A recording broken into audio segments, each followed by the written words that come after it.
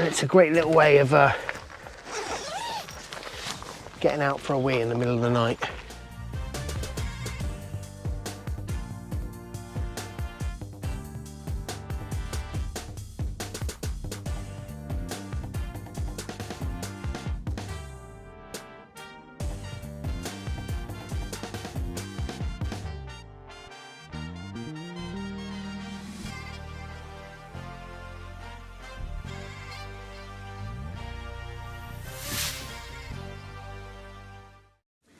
If you're interested in car campers, it's not what my channel's about. It's paddleboarding, kayaking, hiking, caves, all sorts of outdoor things.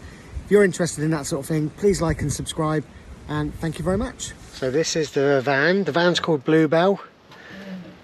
That's our storage. That's our suspension table, so we can have the tent fully enclosed without having to leave it open like we were doing before. That's all our food, beverages, medicines, toiletries, beers, little water bottles. The pink box is called the day box. That's where everything we're going to need for that day goes. The green box is where we keep all the batteries. We've got about 6 battery lights, one little set of solar lights just for an emergency. This is the junk drawer that everyone has in their kitchen. This is the van's version of the junk drawer. Got wireless charger for the iPhone and a 20 milliamp Energizer power bank that's velcroed on. Everything is velcroed on,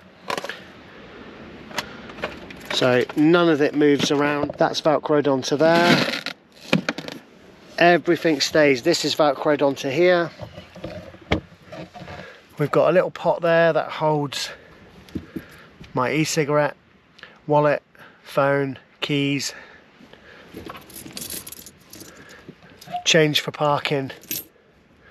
Lights are remote control, so off, on, disco. That's not disco, that's disco. Got another one down here, back on. I'll take you around the front to the bathroom. Oh, the bed. The bed is a full-size single. It's memory foam. It's super comfortable. Got our cooking area here. Simple gas stove, butane propane mix 70-30, so works well in cold weather. And last thing at the back, we've got what we call the day bin. This is the day spoon. It's the spoon that gets used all day, and this is the day bin. It is just a simple cracker box with a black bag in it, and we empty it as and when. And that is velcroed to the side of the car, so nothing moves around when we're in transit. Let's take you around to the front room, the bathroom, and the occasional cooking area. So here we have the bathroom. Little mirror there, double-sided. The brush, the one brush to defeat all brushes. That's our coffee table, and that's solid. I did the coffee table up there because in the first build I was having spillages and just worrying about where I was placing hot drinks. So I came up with the idea of putting a coffee table onto the roof, and when we're sat in position, two people can sit here perfectly, and when we're sat back, just pop our coffees up there, and so far we haven't spilt one. I have drove off with a coffee still up there, and got a little coffee rain shower in the front, but that's a different story. This little area here, this unclips, is clipped in with a bit of curtain wire, and we simply remove the curtain wire. That folds down, and you've got access to your medical supplies, food, spare clothes.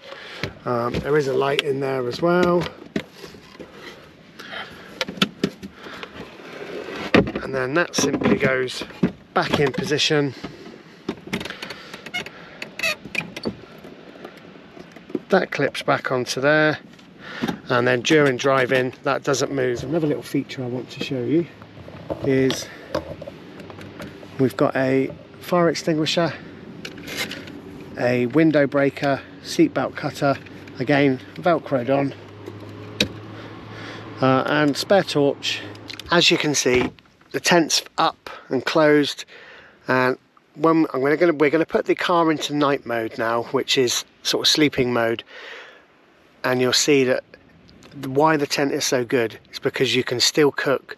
You are protected from all of the wind. We've saved loads of gas since we bought that tent. We're parked on a road right now, so we haven't pegged it out properly, but when we've parked on mud, we get the guide ropes pegged in and it's all taut, and it handles insane winds. I've had this out in Dorset in a superstorm. I'll show you a little clip of that. I've had it out in Exmouth in 40-mile-an-hour winds, left it up for 6 hours, 4 to 6 hours, handled that brilliantly. It's good on hot days. We took it to North Devon, had it on a really hot summer's day. Keeps it cool, keeps the air circulating, keeps the sun off. So I'll put a link to all the things I've bought, but most of this is reclaimed. Most of it's from junk shops and recycling centre, donated from friends, being thrown away. I'd say probably it was 80, now it's probably about 70% of this is reclaimed. We've got our curtains, they go either way. That window is clear. We've got curtains this side. I've sprayed this window out, and this is what I haven't got my windows right yet. Not fully blacked out from the outside. We've got a blackout curtain that isn't fully to the top on the bulkhead. I'm happy with it so far. It's just that's the next thing on the list. This is where I sit when I'm cooking. It gives me bags of room. I'm 6'3", 100 and something kilos, 103, 100. I fluctuate, 100 between 100 and 105 kilos. Got my day bin right there. Gonna fire up my stove.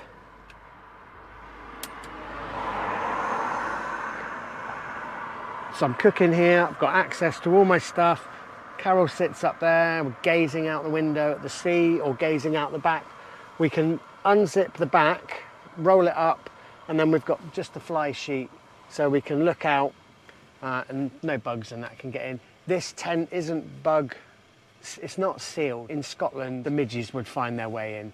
I've got my waterproofs right there, tucked away down beside the day box. My day box is right here. That's got everything I'm going to need for the day in. It's super, super, super, super. What's going to be on the next video is I'm going to have a toilet built in here. I'm going to buy the Kamikaze.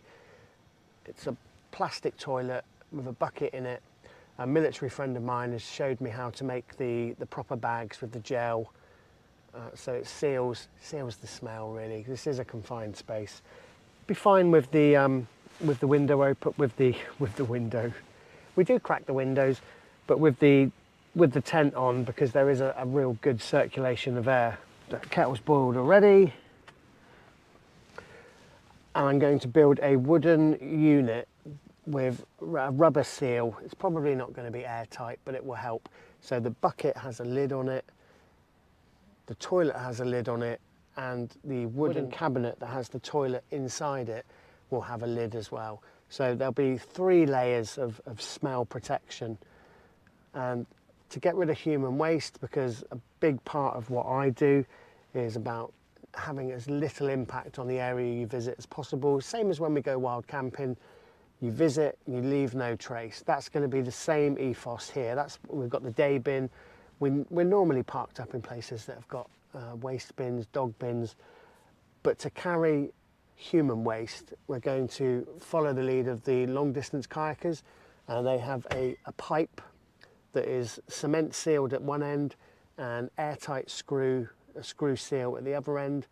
And I'm going to get the 5-inch pipe so I can carry 3 or 4 days waste if I need to, and I could literally sleep right next to it and there'd be no smell. It's something we all do, so it's a problem that needed solving, and that's what I love about all of this stuff that I do, the camping, the hiking, the paddleboarding, all of the water sport stuff. You're constantly solving, you're finding and solving problems, and that's great. You have to stay super tidy in these tiny spaces, which is difficult for me because I'm not a tidy person, but this is my little palace. At the back, got the little lantern, that's LED, battery powered. Got my little box of batteries there. Everything has its place. Little pot here. I don't know what's going to go in there yet, but when I figure that out, spare change in there. If we need to get out in the middle of the night, the back unzips, you can get out there, you can get out there. If I really needed to get out there, I have disabled this door here. This is no longer a door. If I really needed to get out of there, say if there was a fire in this area, I mean, I'd be in trouble if there was a fire, but I've got the fire extinguisher to tackle that. I've got a really good torch, so I'm going to do a review on this separately in the Adventure Armoury.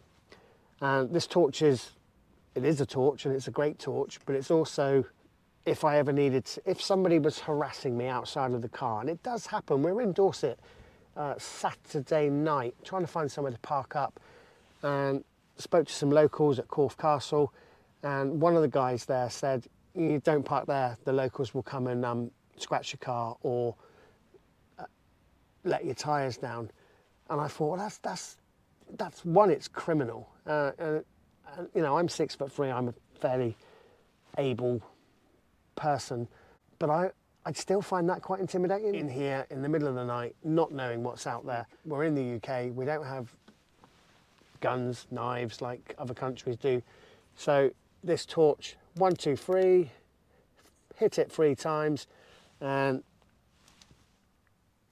it's going to disorientate and give me a chance to get away, because that's the best way out of a situation, to leave it. And it's a bit of that, it just turns it into daylight in here. It's a great torch, 1300 lumens. I'll do a separate video on that. 2 people comfortably sleep in this bed, and really comfortably. I'm going to show you how we set up when we're just chilling out, looking out the window now. Bon voyage! There is enough room in here for 2. It'd be good if you were a yoga expert, because you do have to bend and contort to get around. But I see that as a good excuse to stay fit, flexible and healthy into old age. It's cool. Would you like your coffee? Oh yes, please. There you go. Off the coffee table. Cheers. Cheers. That's lovely. We've got an Anchor Soundcore sound bar that complements the iPad. What would you say we've got that we don't need in here? I think we use everything, don't we?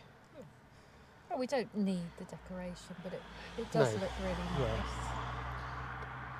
Yeah, we've got our greenery, but that just because we're outdoorsy, and that brings the outdoors in. So, thank you for watching. This is a Vauxhall Zafira 2010 stealth camper, home build. Let me know what you've done in the comments. If you want to post the link to your video, to your stealth camper in the comments, please do. I'm not fussed by that at all. Like and subscribe. Peace.